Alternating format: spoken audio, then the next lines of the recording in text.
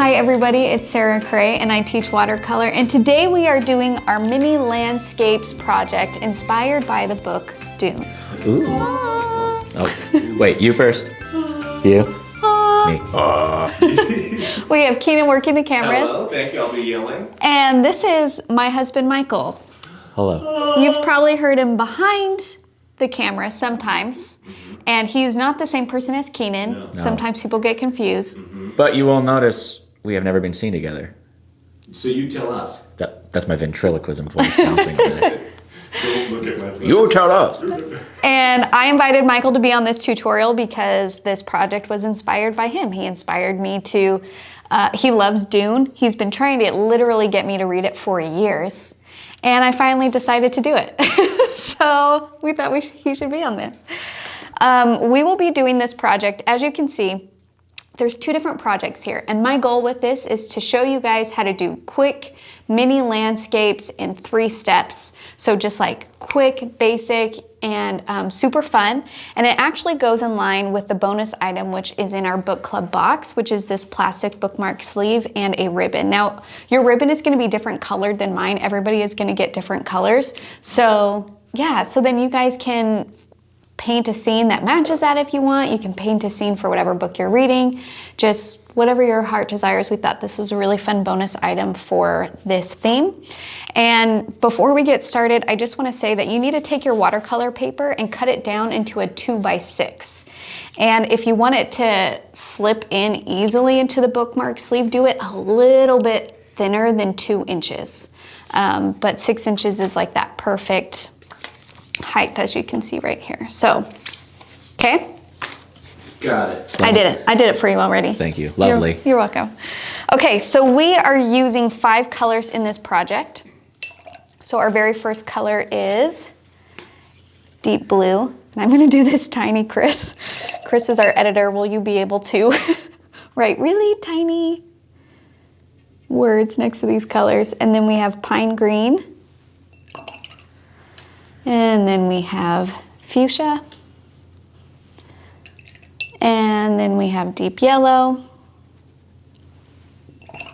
And then we have black. Did I say deep blue for the first one? It's deep blue, in case I didn't say it.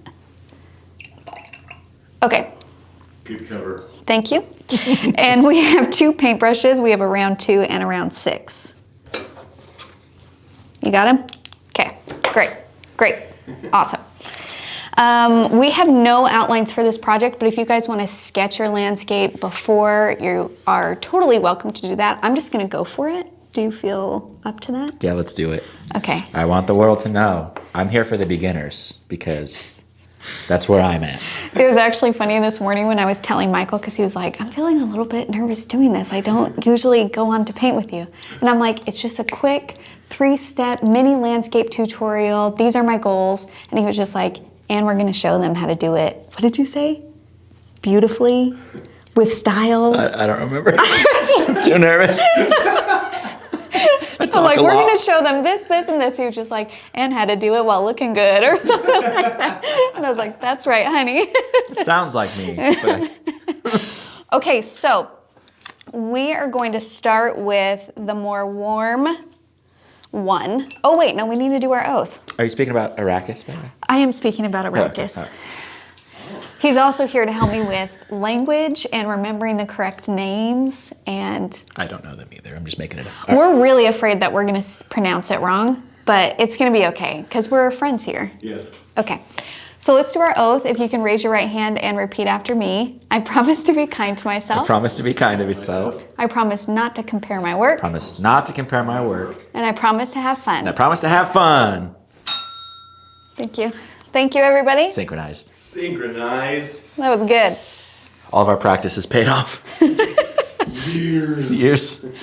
Okay, so before we start painting Arrakis, I want to share a little quote out of here. Look how beautiful this book is. Yes.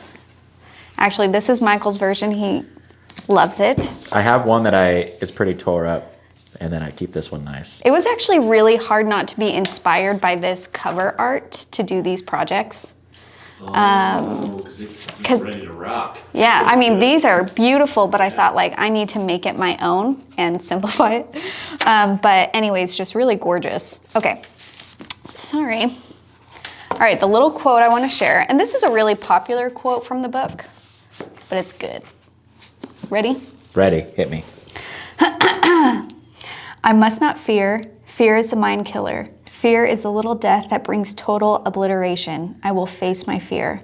I will permit it to pass over me and through me, and when it has gone past, I will turn the inner eye to see its path. Where the fear has gone, there will be nothing, only I will remain.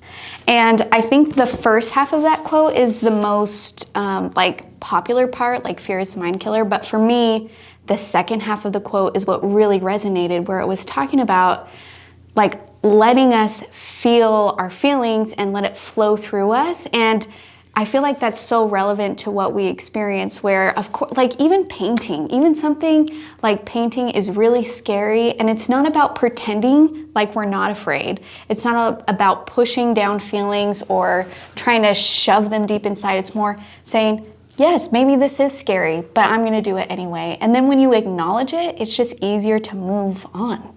So I absolutely love that. I know I've been sharing descriptive text, but I felt like that quote was worth sharing.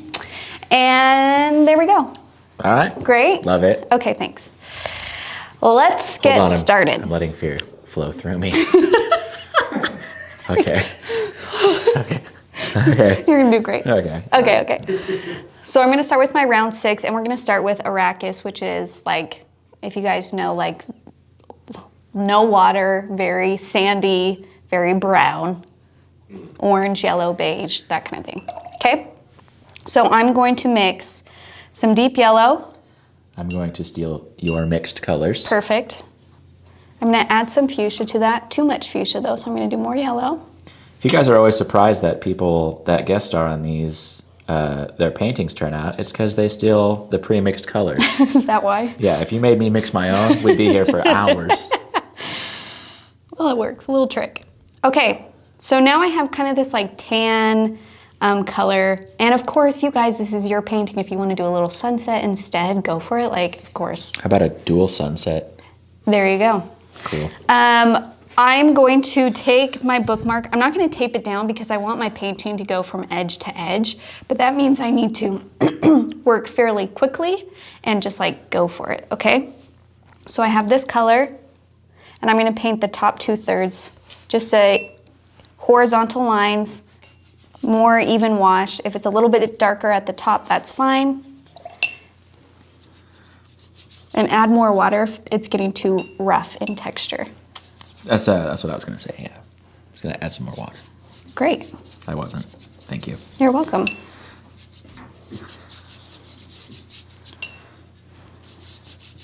So nothing too detailed, right? Boop, boop, boop. That's it. That's our sky. Done. And we need to let this dry, and we are going to put in some moons, because Arrakis has 2 moons. Oh, shoot. Yeah, I said suns, but moons, yeah. That's fine. All right.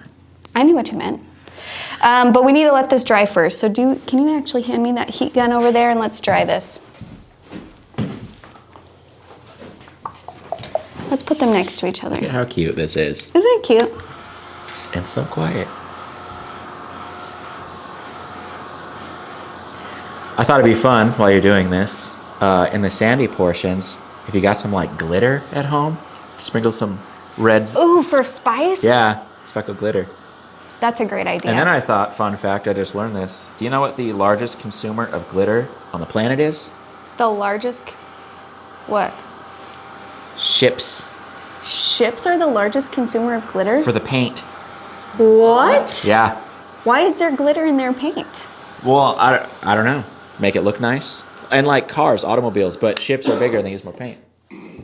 Well, that's fascinating. I guess the manufacturer of glitter is like a state secret. They like won't let you in there.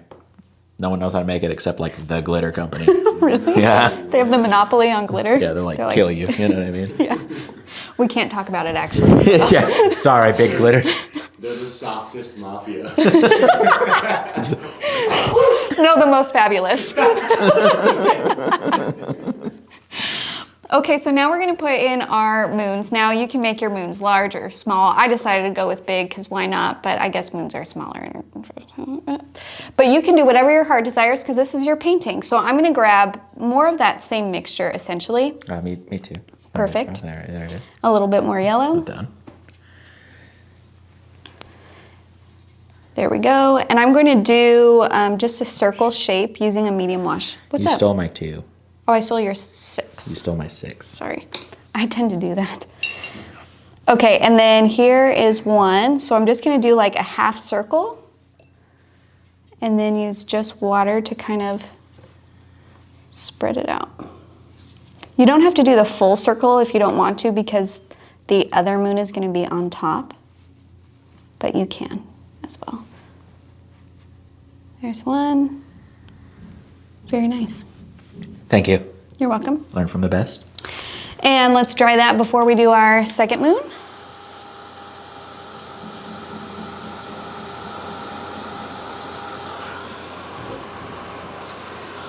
You probably don't know this about me if you're watching this because I haven't been on here. I think we decided since 2019, but Yeah. I love these little hard edges. Little blooms. Little blooms, man. They're my jam. They're beautiful. Okay, can you keep holding that for yours? And then my second moon, I'm gonna do a little bit darker color. So that just means I'm gonna pick up a little bit more paint, and if I need to mix a little bit more to do so, I can. And I'm just overlapping, I'm gonna do another one. And this is one where since it's in the front, you're gonna want the whole thing. And if you need to trace a circle to do this, I would need to do that. that's okay. There's no shame in that. I actually was just thinking like, I should have done that. I'm adding blue to mine. Oh, okay. Ooh, cool. It looks exactly the same. If you add a little bit of blue, it's just gonna desaturate your color because we kind of have like an orange. Well, shoot. Now you know. But that's okay. I actually think that looks good.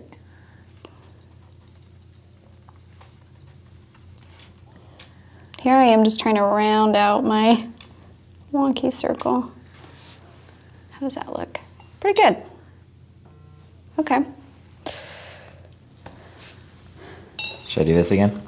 Yep. I love the textures that you're getting on yours. Listen, I know I'm in love with this little hairdryer thing. I know it's not a hairdryer. It's not. But it actually works so well. Yeah. I see you use it and go like, there's no way that thing's doing anything. It does. I know, it's super helpful. Like, this is almost dry now. And last little bit, it's dry. Okay, can you do a little bit on mine? Heck yeah. Thank you. Is anyone else? I'm here. I can make the rounds. I can make the rounds. Perfect. Now we're on our very last step where we're just gonna put in our ground. You just wanna make sure that your ground is gonna overlap into your sky. We don't want any white spaces where we stop the painting the sky. Does that make sense? Yes. So what I'm gonna do is I'm gonna mix the darkest of the values so far. So that just means more paint. I'm gonna put a little bit of black in there. And Michael, if you wanna do stronger blue, just so you know, it's gonna turn like this kind of muddy color because these are all opposite on the color wheel. But this brown is actually kind of nice. I've got a good idea. Okay. I'm going to show you. I'm not going to tell you. Oh, I'm gonna be surprised. Yeah. I can't wait to see. Yeah. Okay, so after you have picked up the color and mixed whatever color you want, I'm just gonna start by putting in an uneven edge. So paint over the moons, paint over everything. Add water to help spread that paint out. And then along the top, you can just do jagged formations, and these are kind of like the rock outcroppings. So you can just make them kind of square and jagged like that. Sarah, can you wash your hands? Oh yeah, sorry about that. So let me put that over here. Maybe another outcropping here. We're in Casey's. Dollar General.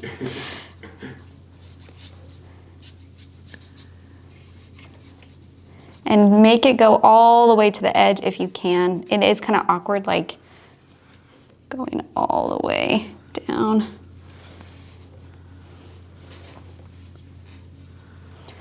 And then I feel like I need more, like a larger rock outcropping over here in front of the planet. But again, this is just kind of more imperfect geometric shapes. And if you're feeling really edgy, and if you guys have read Dune before, you can even do like drop in color right here and can almost be like the worm is about to come out, because you know how it kind of implodes in. Yeah. You can do that if you want. If you're really talented and have a tiny paintbrush, draw some little Fremen in there. Oh yeah, we learned how to do little figures in the January box in the Rainbow Mountain. So if you want to do tiny little figures, you can. How'd it turn out, babe? Well, not how I anticipated, but I still like it. Yeah, I like it too. And what you can do, like let's say you add outcroppings or different things, what I like to do to ground it is I'll go along the bottom and just kind of like, is it okay if I paint on this? Yeah, Sorry, I should have asked. That's fine. You can just kind of like... Listen, this is your Christmas gift from me. So Perfect. fix it how you want. You can take a damp brush or a similar color that you already have, and then kind of where it meets the ground, just kind of blend it out. And it just kind of grounds it and makes it feel a little bit more a part of the landscape instead of just something on top. You know what I'm saying? Absolutely. Beautiful. Thank you. That definitely feels like way more like hilly and rocky than mine. But what I love about this project is like when you paint tiny, you can do something quick, and just basic shapes is what makes it. Okay? Add blue to that, Michael? Uh, It's darker? It was the blue-black mixture up here on the top that Sarah made. Nice. And I thought that'd be cool for the rocks poking out of the sand. Perfect. And can we talk about your moon though? Because that's really cool. I love the texture you got on yours. Thank you. I like it much better than the smooth that I did on mine. The secret? Too much water. You heard it here first. Thank you. I'll be here. Okay, that's project number 1. You just set it to That's it? That's it. You set it to the side, let it dry. And now we're gonna move on to project number 2. Wait, I had the best idea. What? Maybe you're gonna say this. What if you do a front side and then you have this one on the back? I wasn't gonna say that, but that is so smart. Oh my gosh. Yes. Double-sided. Double-sided bookmark. Genius. Genius. You're fired. All right, I'll be your new teacher. He's taking I'm over. the new Sarah. I'm Sarah. Look at me. I am the Sarah now. Okay. Oh, You got another paper? yes. Great. Now we are going to do the opposite feel. And I thought this was so fun. Like if you're reading a book where there's like different seasons, different planets, different places that they go and visit, how fun would it be to like paint these little bookmarks? I love giving books to my kids. And wouldn't it be so cute if you like give them a book and paint them a little bookmark that you can put in there that goes along with the book that you're giving them? I mean, come on. Or if you're a big Star Trek fan, Yes. in the sky you could have the Star Trek emblem. Yes. And then the ground could be, I don't know, a landing in NC-17. Is that the Enterprise? That's a rating. Is That's something you don't watch with your kids. Yeah. that what it is? It's the same. I'll Google it. Okay. Now for this one, this is the, and help me with pronouncing. Okay, listen. You know when you read something, let's talk about this. Yes. You know when you're reading a book and you come across a new word and you're like, I'm just going to make up a pronunciation for this. And then you hear it later and you feel like a fool and you've been saying it wrong forever. Every day of my life. Can you think of some words like that? Let's share some. Sepia. Sepia. That one's not very offensive. I could see where that one could go both ways. I told my friend that he was looking very stoic, Stoic. and it's stoic. Perfect example. I'm like, what's wrong? You seem very stoic. We all laughed. Very embarrassing. Epitome is one because I always thought it was epitome. Yes. The epitome of happiness. Yes. And then I would hear epitome and be like, yeah, those are obviously two different words. It can't even be spelled. So that, all of that being said, Caledon? Caledon? Caledon. Aladdin. Caladon. Caladon. It's like Aladdin. It's similar. I mean, It's we actually watched, his cousin. we also watched the movie, which I would assume has correct pronunciation, but I The can't. problem is you're so blown away visually by that movie. I didn't hear a word they said. Beautiful. Gorgeous movie. And the soundtrack, Story. Hans Zimmer, Oh, he's so good. he nailed it. Okay, back to painting. We're gonna do this in 3 steps. So we're gonna do our sky, and then we're gonna do our water, land, and then like our rocky kind of buildings that we have going on here. So I'm gonna take my round 6. I'm gonna mix kind of like a grayish blue color. So I have my deep blue, and I'm gonna pull some of this like black brown that we kind of mixed earlier and mix that together. And here we have, it's kind of like this desaturated gray. We want it to feel very like moody, cloudy, wet, kind of like the Pacific North Coast feel. You know what I mean? You mean the best place on earth? Yeah, I love that place. Okay, so I'm gonna do my sky. I'm gonna still use my round 6. And just to give the hint of clouds, you can do an even wash just like we did in the first one, or you can start with like these big brush strokes, like so, like big swooping along the top, like this. And then you add water, and then these strokes get thinner as they go down. So we have these like kind of big swooping clouds along the top. Moody. Moody. And if you get a little bit of dry brush in there, I actually don't mind that. I think that's really cool. And then as you get down to the foreground, you're gonna kind of like, or the horizon line, you're gonna do thinner lines. So I'm holding my brush kind of up and down to get more on that point. And now we have like a little bit of a sense of depth just with a few brush strokes. Very nice. Can I swoop that for you? No. All right. I want it to be grody, you know what I mean? Yeah, I do know what you mean. Okay, now we're going to move on to our water and our ground. So I'm gonna take some deep blue. I'm gonna mix, let's mix like a little bit of black in there just to make it like a navy.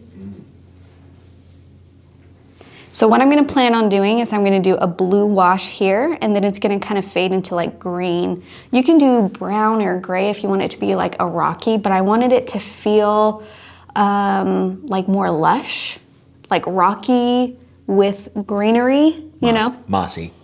Yes. I don't know. No, mossy is a good word. So I'm gonna take my round 6, I'm gonna use this blue, and you can lift your paintbrush up too and let there be some white areas. That is such a good blue you made. Thank you. Okay, I want this to touch the sky or white areas? I would try and leave a very, very, very thin white line in between the sky. Do I have too much water on my brush? Is that why mine looks like this and yours looks like that? Yeah, so if you want that dry texture, you just dab your brush on your paper towel. Yep, yep.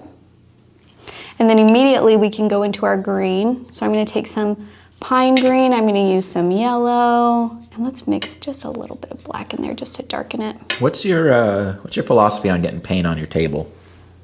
What do you mean? Do you care? I mean, you know the answer to that.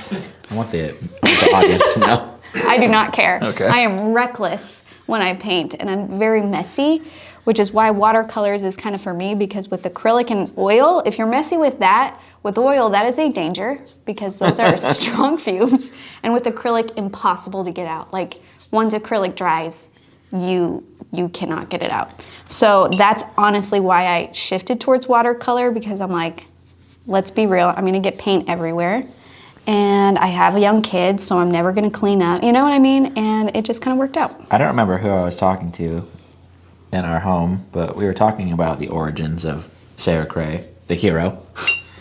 And when you fell in that radioactive tank, I'm just kidding. We were talking about, because you went to college and you used a lot of oil paints, and we were young, and we had this little house, and we had a tiny baby, and oil paints smell very bad. Yes. And they take like 2 months to dry. Yes. And I remember you were like, okay, this baby's gonna get into all my paints. And then you're like, I'm gonna play with watercolors a bit. Boom. Boom. Here it is. 10 years later, here we are. The radioactive pool was just oil paint. Yeah, paint thinner actually.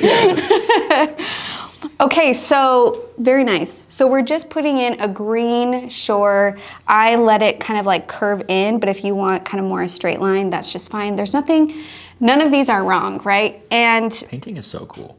isn't it? Oh, look at how your blooms turned out. You wanted to swoop that. I was so wrong. It was wrong of me to want to do that. Sorry for giving you the hard no. I had a vision. You know what? Thank you. I respect your vision. Okay, now I'm gonna switch to my 2, and we're gonna start putting in like these rocky outcroppings, and like what I liked about this is I wanted it to feel like, is this building? Is this rock? Is this building part of the rock? What's going on here? Is it a pipe organ? Yeah, like Who knows? that is what it looks like. So I'm gonna take my round 2. This is where we're gonna switch to our 2. I'm gonna grab some black. I'm gonna mix it in with some blue and green because I don't want just black and gray. I want there to be at least a little bit of color. As you do. As you do. So just get a few different mixtures going on and you can pull from whatever side you like. Now in the water here, I can do some over here. And I'm just using vertical lines like this that kind of have like sharp edges. So they kind of go up and then we can make them wonky, go down, maybe over here a little bit.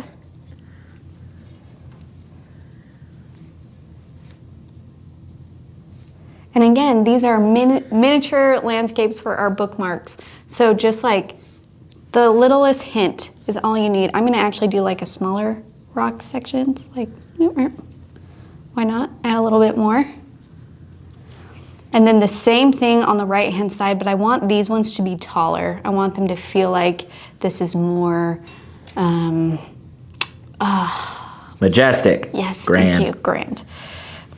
Redwood tree-esque. Speaking of Yeah, that. ooh, those were cool. You're cool. Thank You you. showed me these. Okay, again, same thing. And if you guys did our Wonderful Wizard of Oz Red Poppies tutorial, we're essentially gonna do that same technique for Emerald City as we're gonna do for these buildings. So basically it's the same thing, vertical lines that are varying heights and varying like spaces apart, like that. Your lines are so much thinner than mine. To get a thin line with a round 2, you're gonna wanna use the point and do a more like paint on the point. Oh, okay.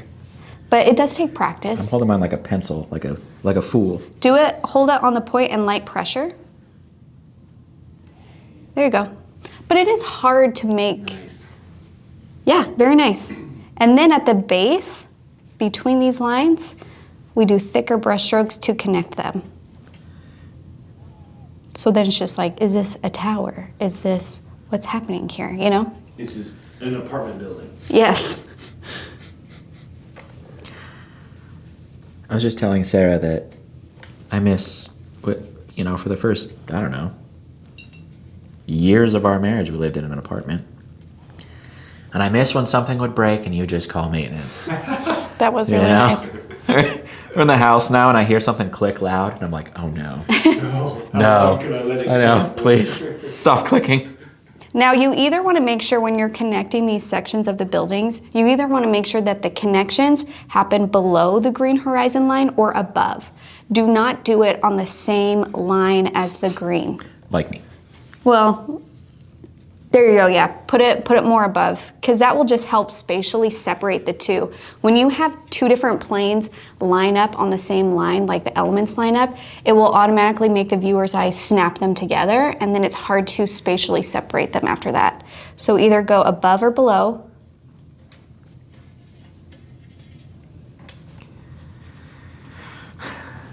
Drop some hot wisdom on us here, Sarah. What do you do when you really love a painting and you get towards the end and you do something and you just don't like it and it just ruined everything?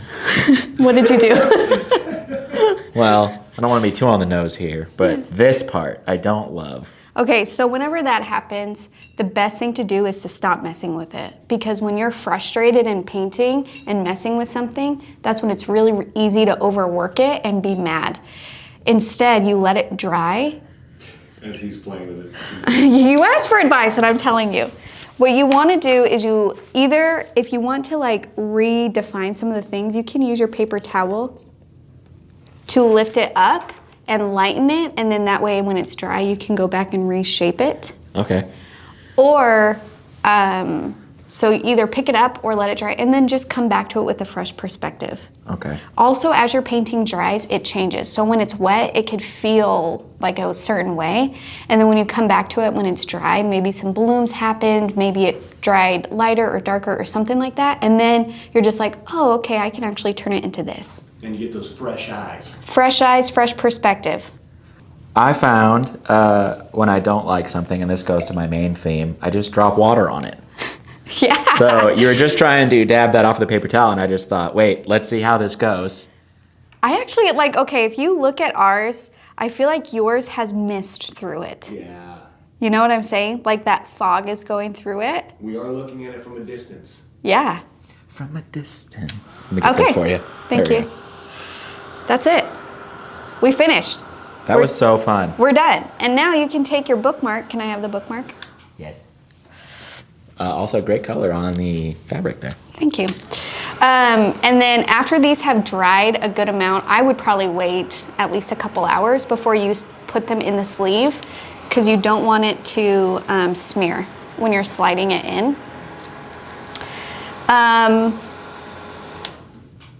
And one more hint, let's say that you're painting, and let's say you have thicker paper, like 140-pound paper plus, and you don't have a plastic sleeve, you can still make a bookmark just with thick watercolor paper. Like watercolor paper goes up to 300-pound weight, which is like almost cardboard. It's so cool. And you can like just put a hole in there for the ribbon. I would suggest wax sealing it using Dorland's wax to keep it safe, but that is another way that you can create bookmarks with the supplies that you have if you do not have one of these or you need more of them or something like that. Okay? What about clear Flex Seal? Would that? It's just a nice polyurethane spray. I actually saw... Saran wrap actually would work really good. I saw on the internet a really cool... Because I love reading and I love bookmarks. And I saw this guy who got some like thin leather with adhesive on the back. Oh. And did something papery and adhesive leathered it and cut it so it was like cool on the front and then like a nice leather texture on the back. That's awesome. Yeah.